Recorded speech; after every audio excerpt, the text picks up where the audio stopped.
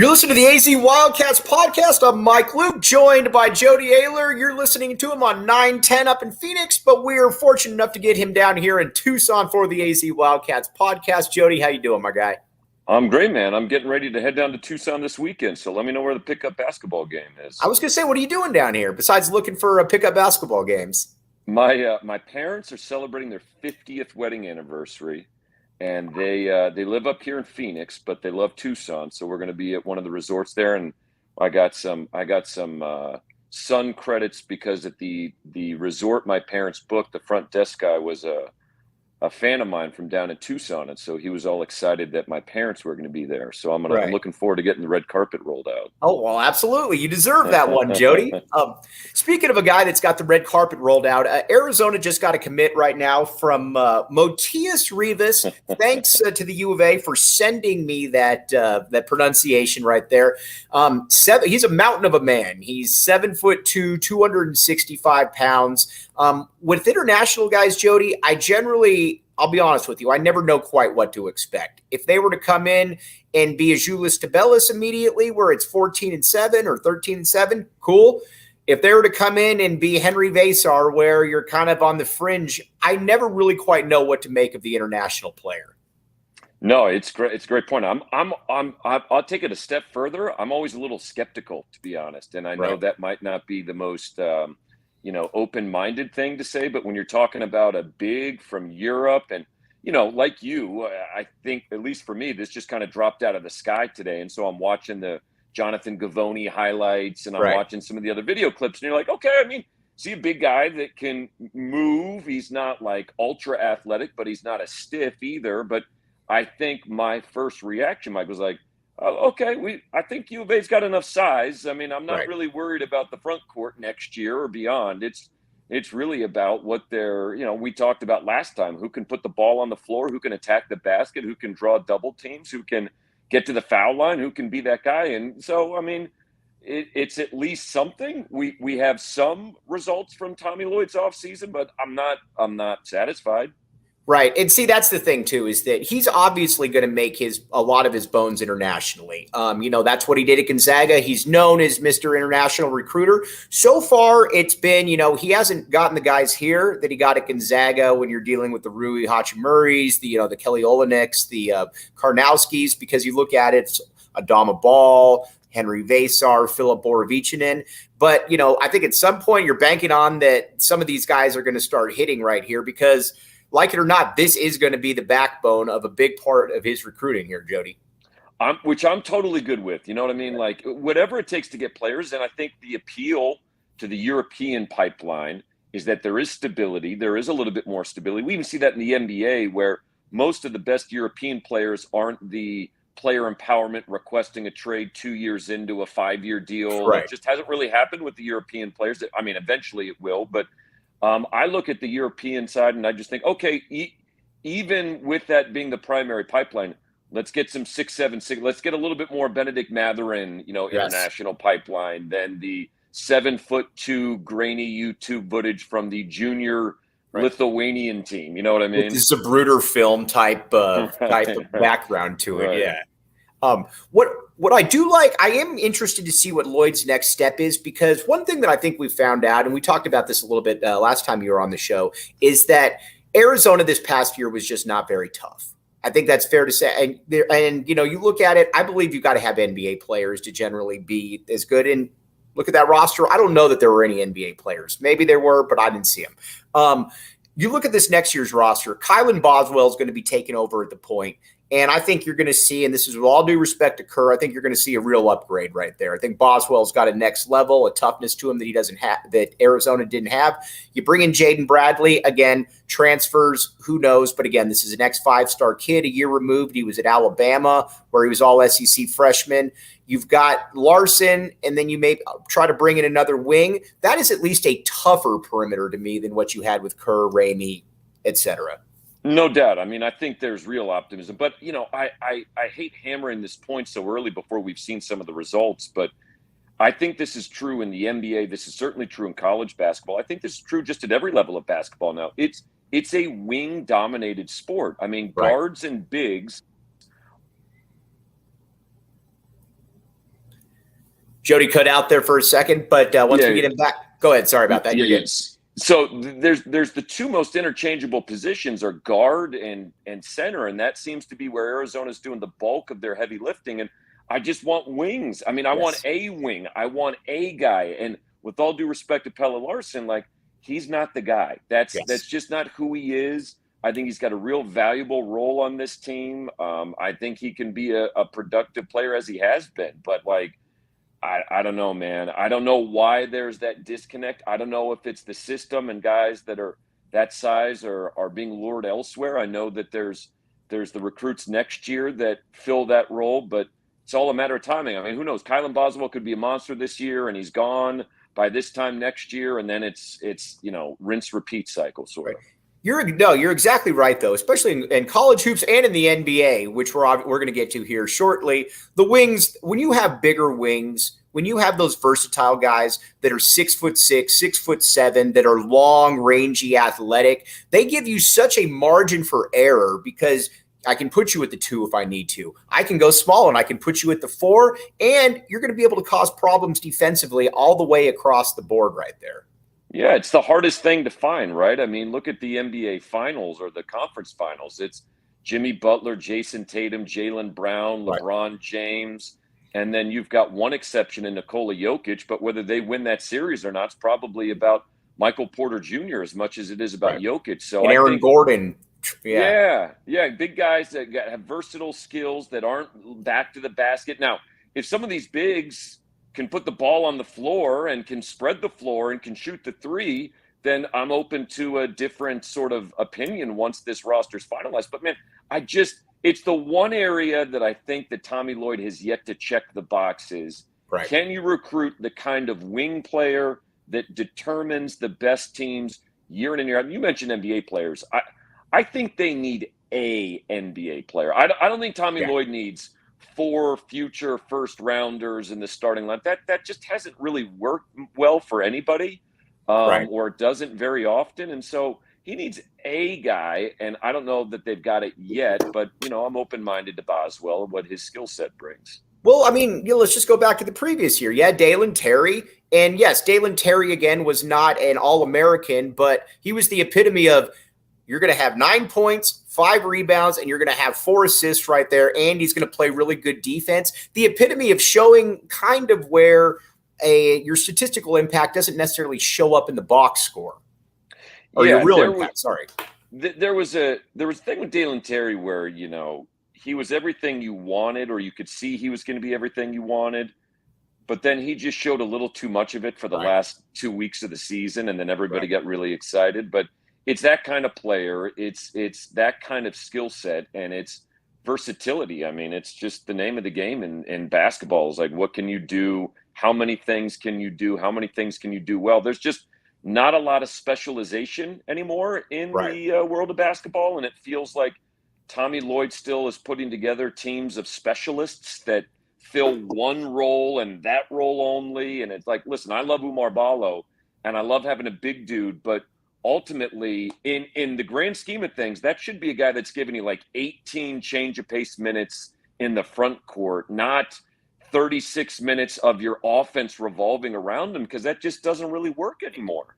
It's weird too, because when I look at Lloyd and I look at Lloyd's system, I think to myself, man, if he had Sean Miller's players when Miller was in Arizona, I mean, because that's what we're talking about. You're talking about getting the Rondé Hollis Jeffersons, the Aaron Gordons, the Nick Johnsons, and letting those guys go, and that's what he's got to get.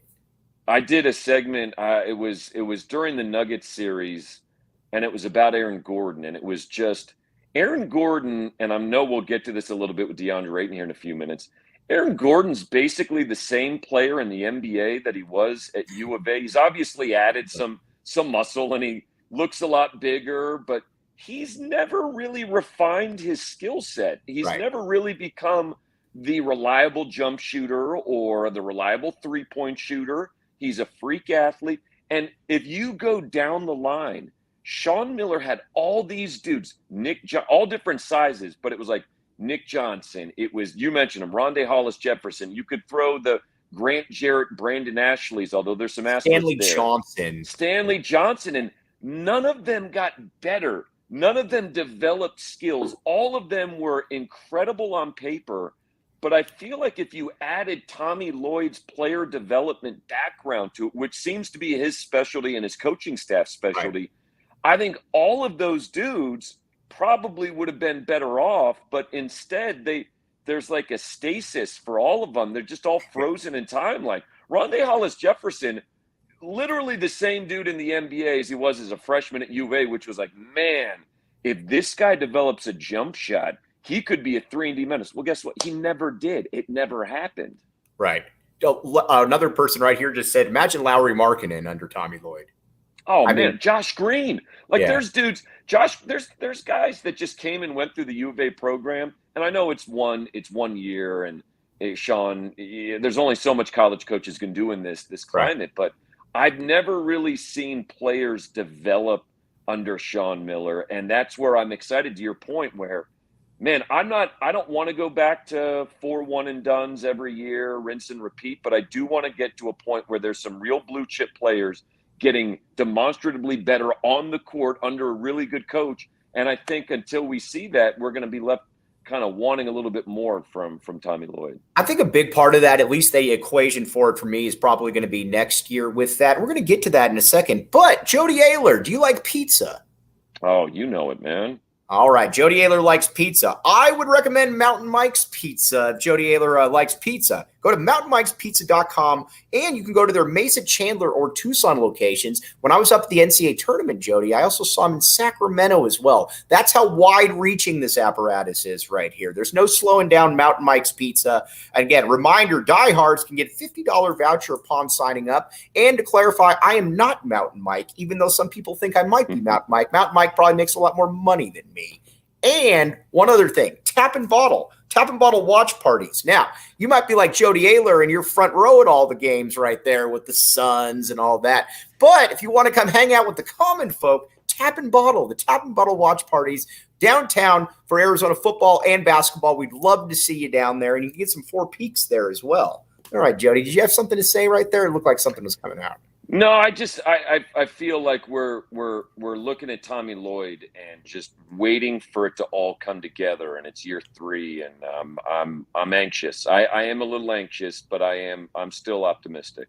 Yeah, I'm with you though. The next thing I need to see is some athletic wings in here, just to be honest with you, because keep in mind, Doug Gottlieb always says that there are no pros in the transfer portal. And I generally agree with that. But you know what there's all conference players in the transfer portal. You look at Texas. You look at what Kansas State did this past year. I mean, heck, you look at UConn. You had all conference players there that were transfer portal guys. So you can get game changers that aren't necessarily lottery picks in the portal.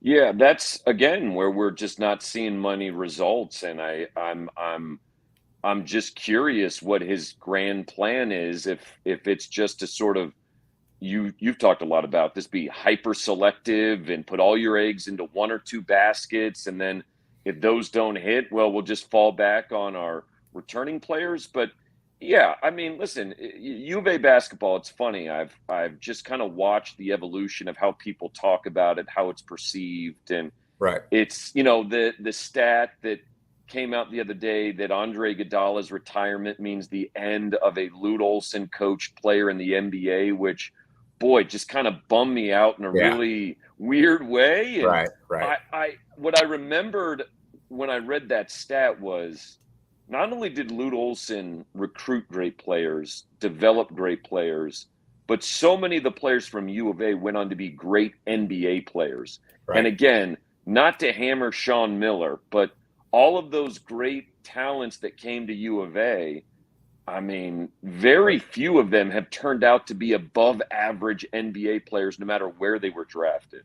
Well, I mean, I'll take it a step further with Lute. There was a time in the early 2000s where you had Mike Bibby with the Kings averaging 20 points. You had JT with the Hawks averaging 20. You had Gilbert averaging 30. Richard Jefferson averaging 20. Andre Iguodala averaging 20. Maybe none of these guys were Hall of Famers, but they were fringe all-stars, and you had about 8 of them all at one time right there. That was just, to me, was just baffling when you look back at it, considering a lot of those guys were McDonald's All-Americans. Do you know who I think might be the most underrated NBA player that Lute Olson, and when I say underrated, I just mean mostly forgotten, because you just rattled off a bunch of dudes who have better credentials and were better players. But Luke Walton was a really good NBA player. Luke Walton was a really good NBA player that I think is like, there's some Kyle Anderson maybe now. Like, I think in the current age of the NBA, Luke Walton would still be a very useful player. It's like what Solomon Hill could have been, but for whatever reason, he didn't quite become. Although I'd put Solomon Hill maybe as Sean Miller's best agree. NBA developmental story. But yeah, I think Luke Walton gets forgotten, but he was a damn good NBA player. And keep in mind, he started in an NBA Finals every single game that year, the year when Kobe was going through the legal issues. You had Shaq as well, and they were bickering. I mean, yeah, that's a guy that could jump over a phone book, but put together a 12-year NBA career. And you win with players like Luke Walton. I guess that's probably the point that I would go with right there. That's the best way to put it. You win with players like that. Everyone needs a player like that, and it's sort of the kind of player that's been missing for a little while now. All right, I'm probably going to get beat up here, but you know what? Sometimes you just got to say what it is. I am, as a Suns fan, I'm out on Deandre Ayton. I'll be honest with you. When Deandre Ayton was picked, obviously you had questions about the motor because there weren't a lot of – now listen, he got 22 and 11 because he was bigger and better than everybody. But there were a lot of games too where it's like, are you really trying as hard as you can? But when he was picked by the Suns, I was hopeful that a switch would be picked, or that maybe he could be – and again, this sounds stupid in hindsight, but a poor man's David Robinson. Get you 22 and 10, but a winning 22 and 10. What I've come to the conclusion from an outsider's perspective is that, yes, DA is going to get you 17 and 9, but it's not a winning 17 and 9. And it's not a 17 and 9 that you'd look back and say, man, that was an impactful game out of Ayton. No, I've nicknamed him box score because it's the only defense DeAndre Ayton fans have. It's like, oh, look at his box score. He had 17 and 10. I'm like, did you watch the game? There was no impact. There was no presence. It wasn't like he was dictating the flow on either side of the ball. So before I respond to that, let me ask you this, because you've got your finger on this better than I do. Do U of A fans defend DeAndre Ayton because he's one of us? Is it hey, people quit picking on DeAndre Ayton, he's an Arizona Wildcat? I view him as a U of A alum and as a lifelong U of A fan. I'm like, man, when I flipped on DA and when I started pounding the Luka Doncic drum for the Phoenix Suns #1 overall, was when I watched Buffalo beat the crap out of U of A with DeAndre Ayton on the floor getting beat routinely off the dribble by a 6'6" center. And I'm like, you can't lose to Buffalo in the first round and be the –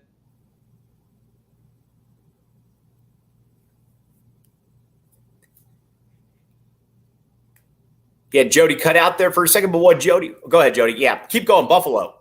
No, yeah, when they lost to Buffalo, I just thought you can't be who you need to be and lose to Buffalo. And I know that upsets happen, and I know he's not the first NBA player to get upset in the first round, but I just vividly remember that game waiting for DeAndre Ayton to take over and be like, no, we're not going out like that on my watch. And instead, he he was You know what? very much a part of that loss. You know what was my first real concern about Ayton was this is when all the FBI stuff came out, obviously, and Arizona went to play Oregon that year up in Eugene, and Sean Miller, I believe, was suspended that game as they were looking into the allegations because everything that had just broke.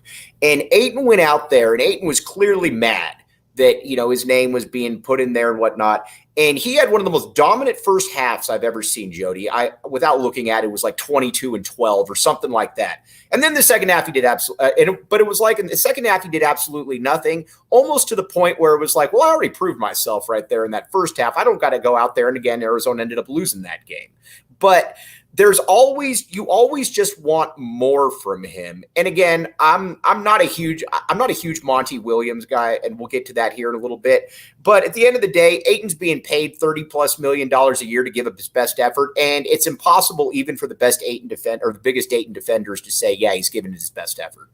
Yeah, and I should be clear, like Deandre Ayton's not a bust. He's not an embarrassing number 1 overall pick. He's not some completely hopeless project that's never going to materialize. He's in the Andrew Wiggins class of number 1 overall picks where you're like, man, it's never really worked out the way it should have worked out, or he's never really been the guy. Now, Wiggins found somewhere that helped mold him. I'll be curious if Deandre Ayton does too. But yeah, I mean, I remember at that time when Deandre Ayton was at U of A, I was doing a podcast every week with Doug Haller he was at the Arizona Republic at the time. Now he's with the Athletic. And Doug used to just kind of laugh at me because I would watch DA early in his U of A career and be like, this is a human being that was put on this earth to dominate basketball. I mean, the size and skill combination was kind of jaw-dropping when you first saw Deandre. We've never seen anything like that. You and I watched a lot of basketball. We've never seen a big man walk in there looking like that. No, and it was incredible. And you could just project all of these sort of moments and skills. And I think for a lot of people, that's the impression they're frozen in time with. I've just seen too many times where Deandre Ayton is not that guy. It's been year after year. He's not a young player. He's not an inexperienced player. He didn't turn the corner after the 2021 finals, where he was arguably the Suns' most consistent player from start to finish, and then followed it up with a typical Deandre Ayton year, got paid, came back this year, fell apart. So, I mean, the other thing about Deandre Ayton is he's basically a role player, not because he's a bad player, but because in the NBA, I think every center except Jokic, and even he's trying to prove this right now. I don't think I don't think the game is played in a way that's conducive for showcasing Deandre Ayton's strengths. And the problem is I see a lot of Suns and U of A fans are like, well, just give him the ball no post.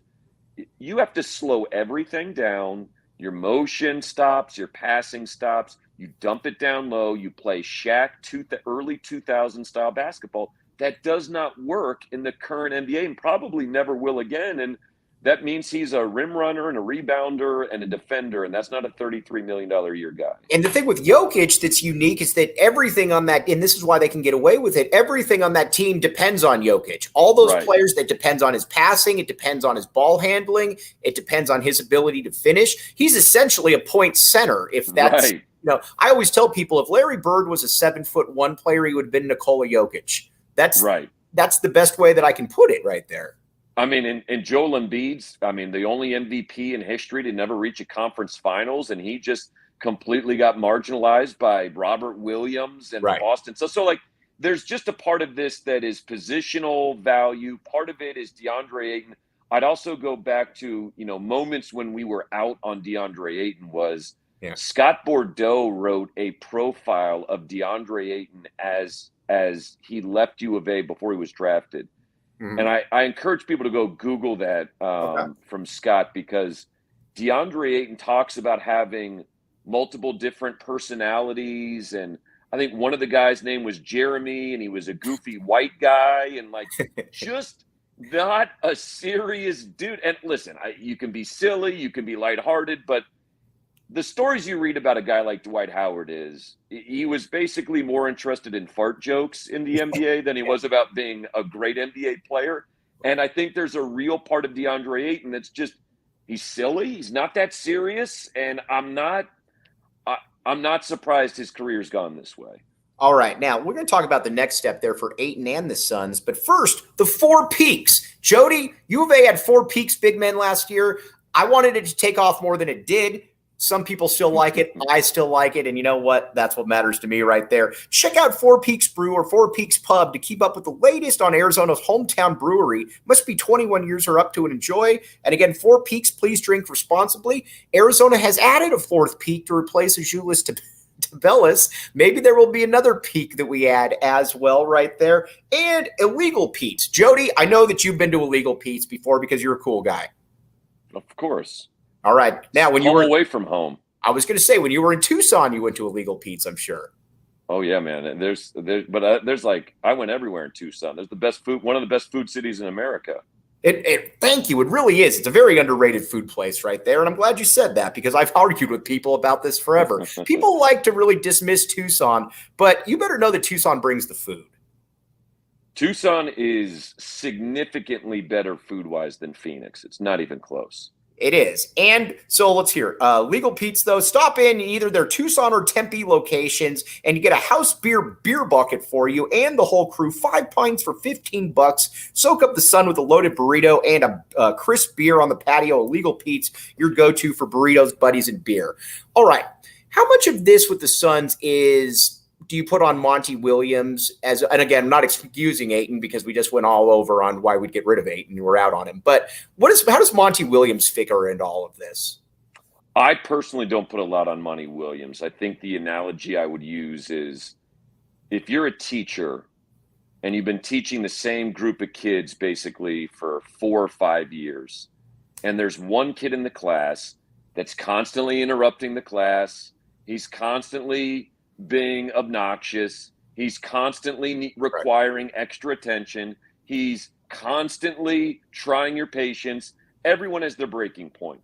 If Monty Williams had a disruptive relationship with Deandre Ayton year one, it's on Monty Williams. If Monty Williams and Deandre Ayton had a fractured relationship year two, might be on Monty Williams. Monty Williams, it really broke after year 4 because there's only so much you can do when you're waiting for somebody to get it. Right. And I don't think Monty Williams has a reputation for being a hothead or being a guy that doesn't have patience. He's arguably the most paternal head coach in the NBA. And I think Deandre Ayton broke him because, listen, how many 5-year players do you see getting yelled at every game by their teammates the way Deandre Ayton does?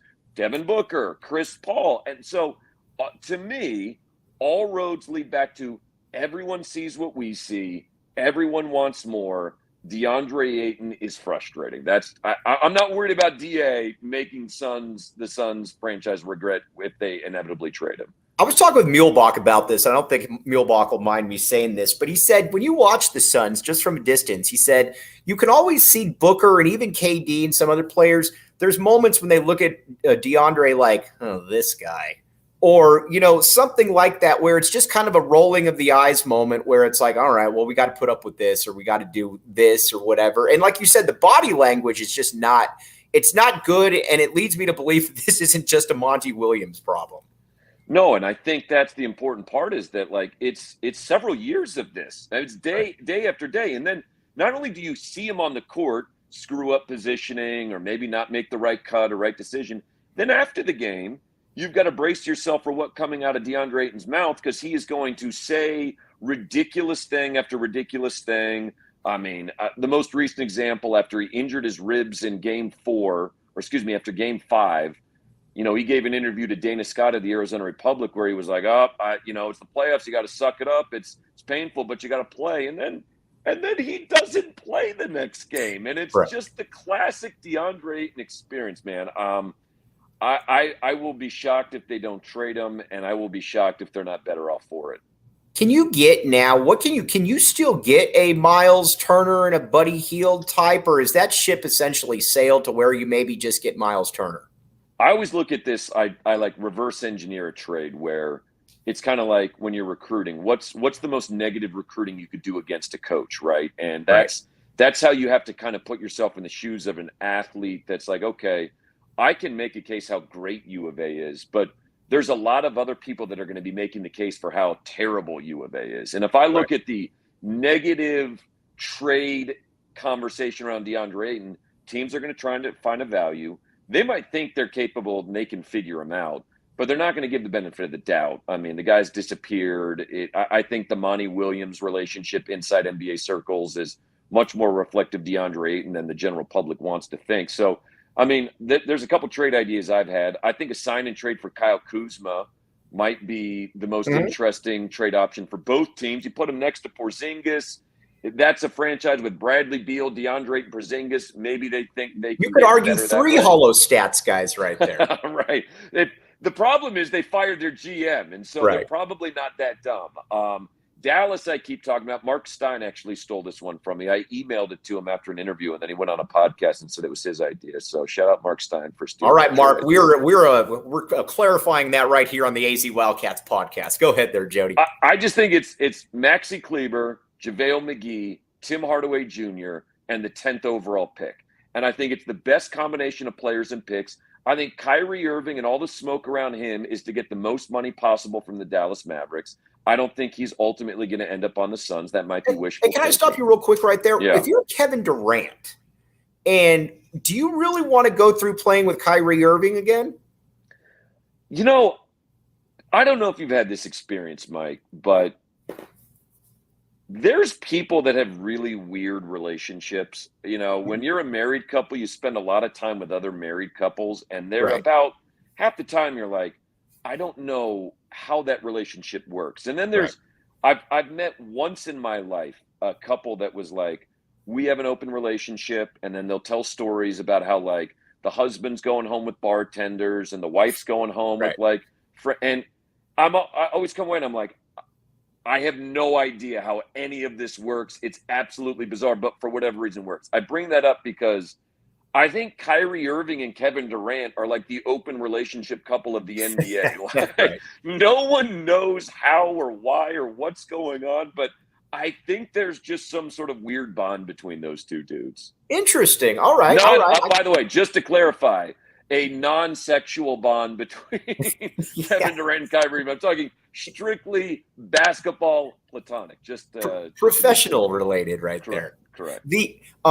Now you said, and I hadn't even really thought about this, Jay Wright. Now, again, it's your article. I'm just going to tell you what I've always thought about Jay Wright. Okay. I think Jay Wright there's very few coaches in college hoops that I've looked at in the past and said, oh, I think he'd be really good in the NBA. Billy Donovan was actually one of them because of the style that he ran. Now you could say Billy Donovan's been kind of meh, but whatever. Jay Wright, though, he ran an up-tempo style where he gave his guys the abilities to make plays. He also would not call a timeout every 5 seconds to try to usher everybody back in on the right page. And by and large, he let his guys play, and his players turned out to be pretty darn good pros, the ones that stayed, whether it's Jalen Brunson, whether it's Mikal Bridges. You know, you can name some others as well. I like it. As long as he's motivated, Jody, you can make a pretty good case for it, as you're about to do. I think there's a great case for Jay Wright, man. I think he's a proven leader and winner. You mentioned the program. It was a program for adults. It was for big kids. You come there, you play defense, you make the extra pass, you buy in, you build something special. If you think that's only translatable in the college level, I don't think you watch basketball. I think we watch the Warriors and other teams thrive, even the Lakers right now. The reason the Lakers are in the conference finals, they found this weird chemistry from a bunch of random dudes, and it all works. I think Jay Wright, to me, the other part is he was an assistant coach for the last Olympics when Kevin Durant and Devin Booker were on the Olympic team. They don't hire bozo college coaches who only recruit one and dones to coach the best players in the world in international competition, where the reputation of USA basketball is on trial every 4 years. I think he's got the ability to connect with star players. I think he's a proven winner. I think also one of the reasons I make the case for Jay Wright is what's special about these retread NBA coaches that everybody's hot? Well, they won a championship. Like, yeah, and then they got rejected by Pascal Siakam, Nick Nurse. Mike Budenholzer got rejected by Giannis. He didn't lay down in front of the, fall on the sword so that Mike Budenholzer could live to coach another year. Frank Vogel got rejected by LeBron James. Like, I don't want the stink of failure coming to Phoenix for, honestly, Mike, I think next year is really the only year a championship is possible with Kevin Durant, because he's not going to get better with age. He's going to be more injury prone, and they've got one really good year left. They've got to get it right. And to me, Jay Wright, largely because of what he did with Team USA and Villanova, is I'm just thinking it's up. This is the way I put it on the show. It's the same kind of swing as a head coach as Kevin Durant was as a player. You might as well go big on both fronts. Would you have made the trade in hindsight? Yeah. I would too. Right. Yeah. The whole Mikal Bridges thing, man, we could do a whole segment on this. Let's do a little bit of a segment on Mikal Bridges, because I was going to ask you about that next. It is East Coast bias to the nth degree. Like, this dude got empty buckets for a mediocre Brooklyn Nets team that got swept by the Sixers, but because he did it in Brooklyn, was treated like he was Kevin Durant 2.0. Listen, Mikal Bridges is a very nice player. We knew that in Phoenix. He will never be the first or second best player on a championship contending team. Right. At best, he'll be a solid number 3, and even that, I think, is up in the air based on his offensive inconsistency. I don't think there's any secret, and I don't think that Mikal Bridges was some undiscovered gem that the Brooklyn Nets put in a position to succeed. I think he got a lot of opportunities to shoot the ball because that team sucked and didn't have any other offensive options, and we're left with a black hole with Ben Simmons' failure. And Mikal Bridges is a good NBA player, but I don't think they're going to live with a lifetime of regret for Mikal. That's what I always go back to when I try to view somebody, are they a star or not? If you're the second best player on a team, can I win a championship? Or, I mean, heck, even if you're the third best player, but you're close to that second, and I just didn't see it. That's why I'll give you an idea. And this is totally off topic here. I was debating with somebody the other day about Andre Iguodala and Jason Terry, about who had a better pro career. And Jody, I'm probably in the minority here. I get it. But I've seen Jason Terry as the second best player on a team score 20-plus points a game against LeBron James and the Miami Heat and win an NBA title. And this was all due respect to Andre Iguodala, who had a great career. If Andre Iguodala is ever my second best player, I don't believe I'm winning a title. Yeah, I agree. I would probably agree with you on Jason Terry. I think Iguodala got that sort of Golden State Warriors glow, and he deserved the Finals MVP. But, getting back to your second best player, here are the second best players, right? Jaylen Brown. Mikal Bridges is not as good as Jaylen Brown. Right. He's not as good as Anthony Davis. He's not as good as Devin Booker. Devin Booker needs to be the second best player on an NBA championship team, which is why you acquired Kevin Durant, so that you could have the best player on a championship team. I do think in hindsight, we could quibble about that trade and say, did they have to give up 4 unprotected firsts in a pick swap? Could that have been 2 firsts and 2 pick swaps? But then again, Matt Ishbia wanted the deal done, got the deal done, and now it's time to kind of, really make good on that possibility.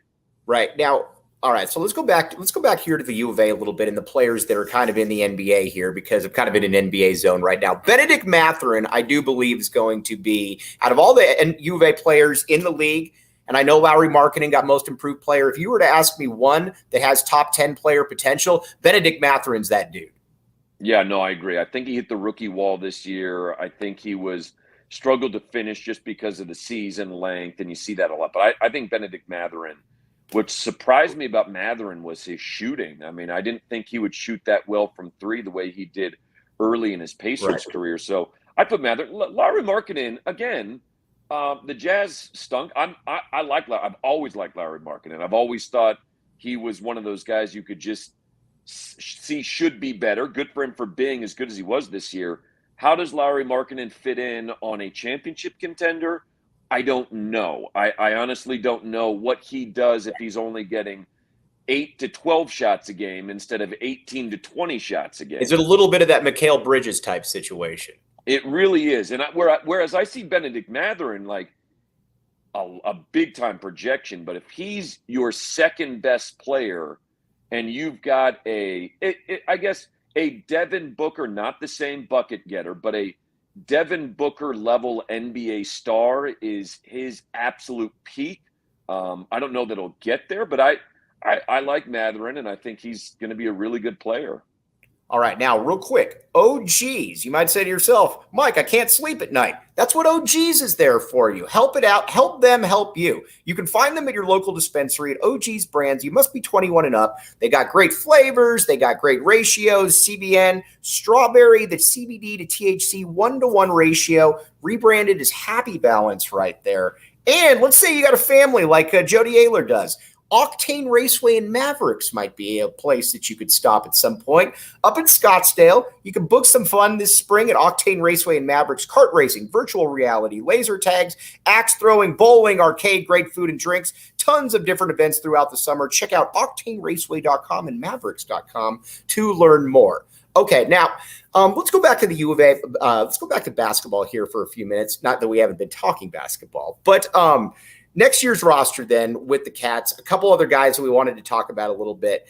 The one thing I do like about what Tommy Lloyd's doing is he's trying to, I think, get tougher players. And when I read, give you an example, when I read that he was going after a Kashad Johnson, a kid out of San Diego State that averaged 8 and 7, but put up 13 and 4 in the championship game, I liked hearing that. When I read that he was going after an Arthur Kaluma that was putting up, 12 and 6 on Creighton, it shows me that he probably does understand, at least Jody, that at the end of the day, he's got to get tougher and he's got to get bigger on those perimeter spots, like you said.